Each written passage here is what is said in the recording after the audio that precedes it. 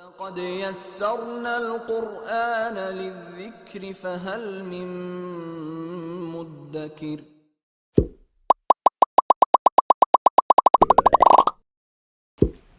بسم الله الحمد لله والصلاة والسلام على رسول الله صلى الله عليه وسلم. Assalamu alaikum wa rahmatullahi wa barakatuh. Welcome back to Tajweed Made Easy. This is your brother Abu Muhammad.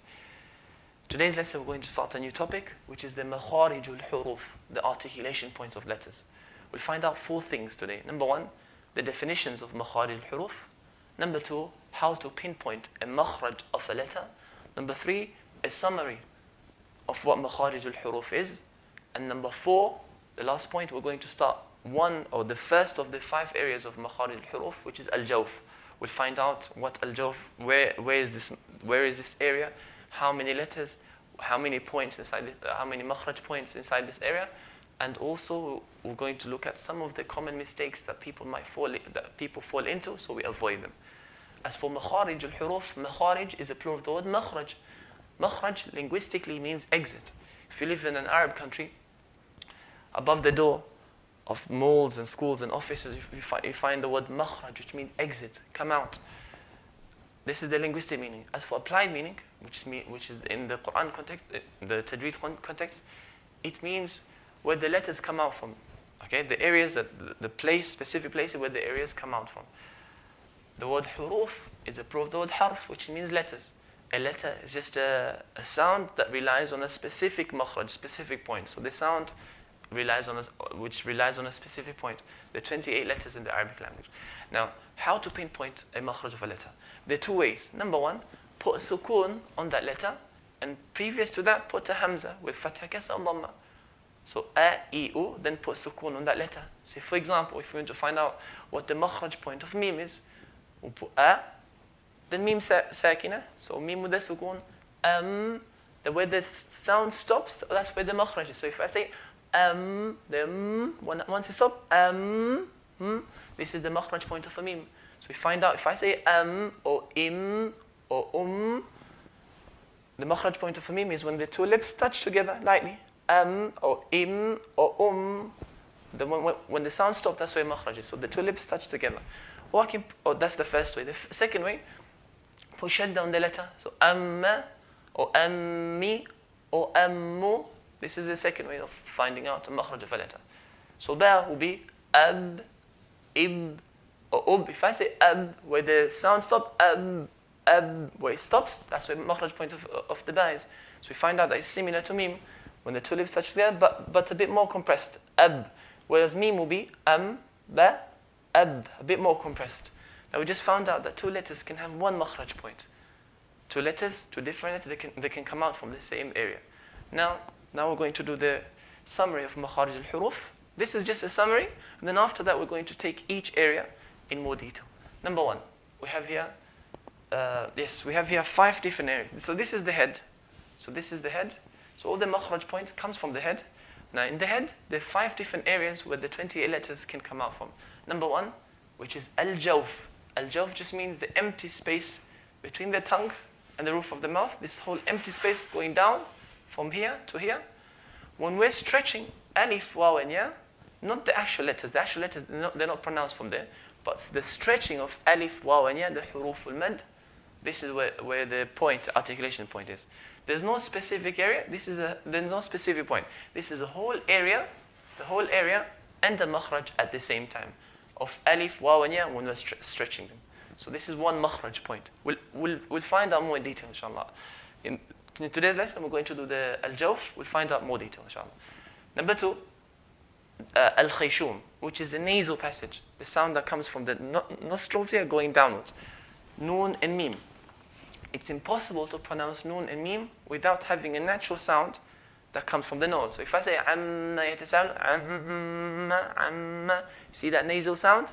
That is impossible to say say noon or mim without that sound. So 2 letters, 1 makhraj point. Then we have ash-shafatan, the 2 lips here. 2 lips here, the 4 letters. Okay, 4 letters and 2 makhraj point. 1 makhraj for fa, specific place to say fa, and a specific place to say waw, mim, and ba. So these 3, they share 1 point. This letter, it doesn't share with any letter, so it has a specific point. These three, they have one point. We have here al-lisan, the tongue. This is most of the letters, 18 letters of the Arabic alphabets, they come from the tongue. We find out what letters are, which letters come off at the back of the tongue, middle of the tongue, side of the tongue, tip of the tongue, and so on. We have here al-halq, which means the throat. The 3 different makhraj points for six different letters. So in summary, this was Makhaarij al-Huroof. Now we're going to look at the first makhraj, which is the first area. So there are 5 areas. So number 1, al-Jawf. Number 2, al-Khayshum, al-Shafatan, al-Lisan, and al-Halq. So this empty part, there's the nasal passage, there's 2 lips, or the tongue, and the throat. And inside these 5 areas, there's 17 different specific points of makhraj. So 1 plus 2 plus 10 plus 3 plus 1 is 17 points. So from the 28 Arabic letters in the Arabic language, there's 17 different areas where the letters can come out from. 17 different points in 5 different areas. So we have here on the board al-Jawf, which is the first of the 5 areas where the letters, 28 letters, they come out from. So al-Jawf, this is just the empty part of the throat. From here, going downwards. This is 2 things. One, it's a whole area, it's an area. And secondly, it's a point, one makhraj point. So this whole area, it doesn't rely on a specific point. So the makhraj point is just one makhraj point, which doesn't rely on a specific point of the area. So this whole area is a makhraj point at the same time. Al-Jawf, so the empty part of the throat and the mouth. Al-Jawf is only when we're stretching the alif, waw, and ya. So alif, waw, and ya, only when we're stretching it. So this doesn't mean the alif comes from there. No, alif or the hamza, it comes from the throat. If you say a, e, o, you find that hamza comes from the throat. We're talking about the stretching of alif when the previous letter has a fatha, or the stretching of ya when the previous letter has a kasra, or the stretching of waw when the previous letter has a dhamma. For example, iyyaka, iyyaka. When I stretch the ya part, this is the makhraj point of that stretching is this empty part of the throat. If I say ar-Rahim, ar-Rahim, the heem part, the makhraj point is the empty part of the throat, and ya'malun, ya'malun, the stretching part of the waw is the empty part of the throat. The important note here, so 3 letters when we're stretching the huroof al-mad, this is where the makhraj point is a whole area and a makhraj point at the same time. An important note is that some of the common mistakes that people make is that they put a nasalization sound for other than the meme. There should be no nasalization sound other than meme. Only meme and nun have a natural sound that comes from the nose. So if we're stretching, for example, iyyaka, and if we produce a nasalization sound, then we're not doing it properly. So if I say iyyaka, for example, iyyaka, iyyaka, there's no nasalization sound. If I say iyyaka, iyyaka, iyyaka, then I'm producing a nasalization sound when I'm stretching it. So this is a common mistake, in fact. So we have to remove this. Ar-Rahim, Ar-Rahim, Ar-Rahim, not Ar-Rahim. Bismillahir Rahmanir Rahim, and so on.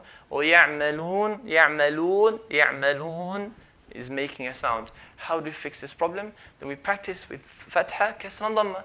We say a. So if you say a, then stop. A, touch your nose and hear nasalization sound. If you can hear nasalization sound, then we're not doing it properly. If you can't hear it, then we're doing it properly. So if I say a, for example, a, no nasalization. If I say a, then I'm doing it. So I need to practice. So if I say e, if I say I'm doing a sound. If I say o, if I say o, this is doing a sound. So we practice this by doing fatha, kasra, dhamma, a, e, o. Once we're able to do it without a sound, then try it with words that have that letter. For iyyaka, an alif, this word it's got an alif meant, and previous to that is fatha. So we try iyyaka, iyyaka, iyyaka, and not iyyaka. And ar-Rahim, try it, ar-Rahim, and ya'malun. So today, we looked at 4 things. Number 1, the definition. We looked at 4 things. Number 1, the definitions of Makhaarij al-Huroof. Number 2, how to pinpoint a makhraj letter, the 2 ways. Number 3, an overall, a summary of Makhaarij al-Huroof is. And number 4, we looked at the first part, the first area of the 5 areas of Makhaarij al-Huroof, which is Al-Jawf. We found out that this is the empty part of the throat, yeah, when we're stretching alif, waw, and ya. And we should avoid a ghunna, a nasalization sound, when we're stretching the letters, other than mim and nun. Inshallah, in the next lesson, we're going to do 2 more areas, which is the al-shafatan and al-khayshum, the lips and the nasal passage. Until then, jazakumullah khairan. Wassalamu alaikum wa rahmatullahi wa barakatuh.